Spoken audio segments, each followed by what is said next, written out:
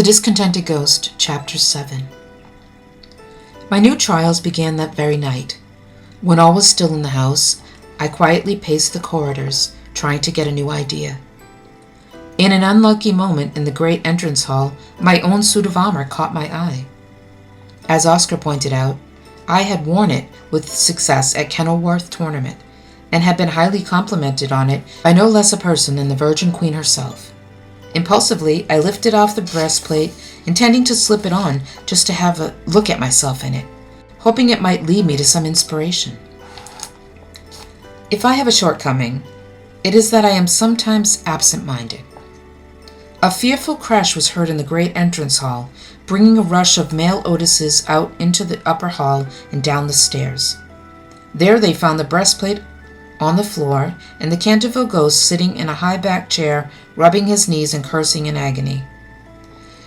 I had forgotten to firm myself up to anything like the necessary pitch, and the weight of that full breastplate had toppled me over onto the flagstone floor, skinning both of my knees and the knuckles of my right hand. Minister Otis was armed with a large Colt revolver, and the twins with pea shooters.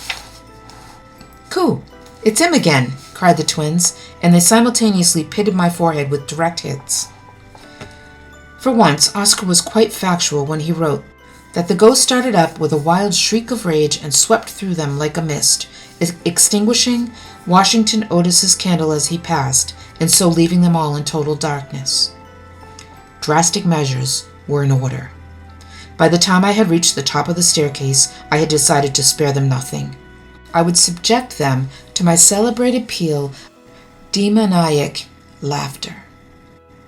Ha ha ha ha ha!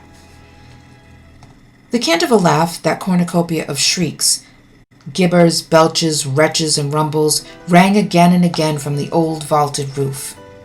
The final echo was still bouncing around when the nearby bedchamber door opened and Mrs. Otis came out in a light blue dressing gown and carrying a candle, as though she were about to do Lady Macbeth's sleepwalking scene.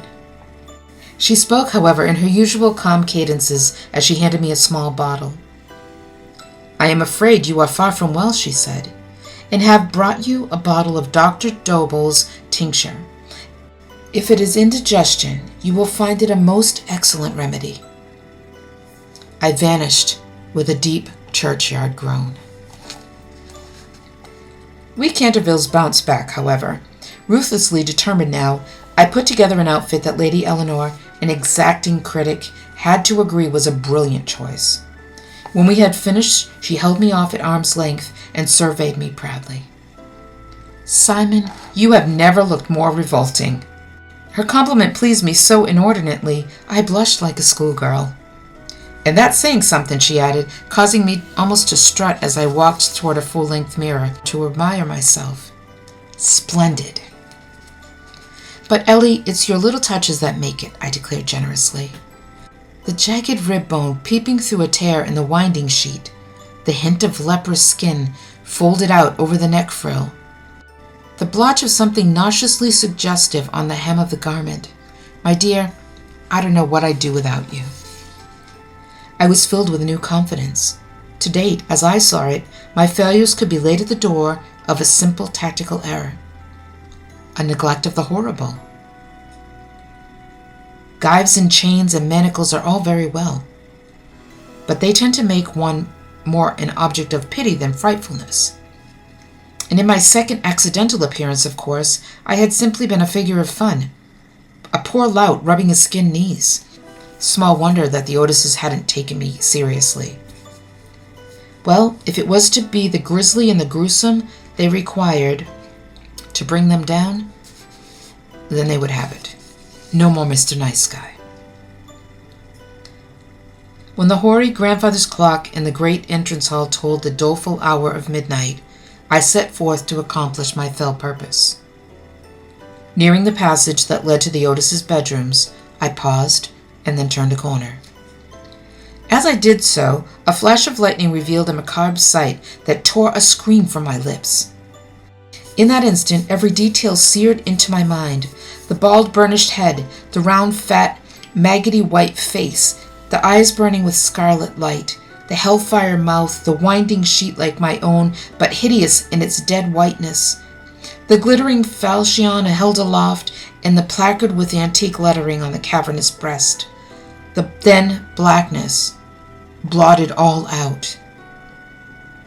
Never having seen a ghost before, I was scared out of my wits. Spinning 4 feet into the air, I lit running and never stopped till I was back in my own bed with the bedclothes over my head. It took hours for indignation to quell terror. Who was this bold intruder, and what was he doing in my territory? And for practical considerations to supplant indignation, why not join forces and really do the job on the Otis family? It was nearly daylight before I made my brave return to the upstairs corridor, only to find a collapsed ghost lying at my feet. A white dimity bed curtain, a broom, a kitchen cleaver, and a hollow turnip. Staring at the placard, which was still hanging on the confounded jappery, I read the words that churned my bowels.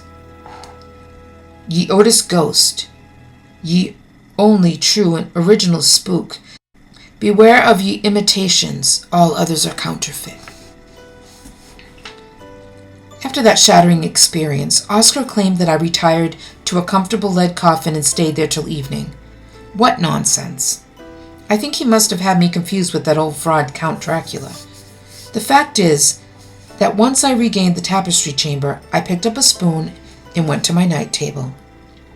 If Mrs. Otis's description of the stuff was at all accurate, Dr. Dobell's tincture was just what I needed. Another mistake. Whatever I needed, it certainly wasn't Dr. Dobell. After several bad sessions in the loo, I had just crawled back into bed, weak as a kitten, when there came a rap at the door. Through some arcane means of her own, Lady Eleanor had learned of my condition. "Come in," I groaned, and turned a face flushed with shame toward the wall.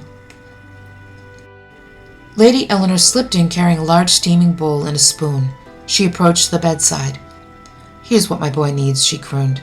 "Some nice chicken soup." My stomach rumbled alarmingly, and I twisted my head around to glare at her.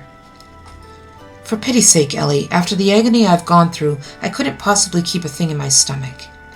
Oh, if I only knew where that Dr. Dobell is, I'd give him such a haunting."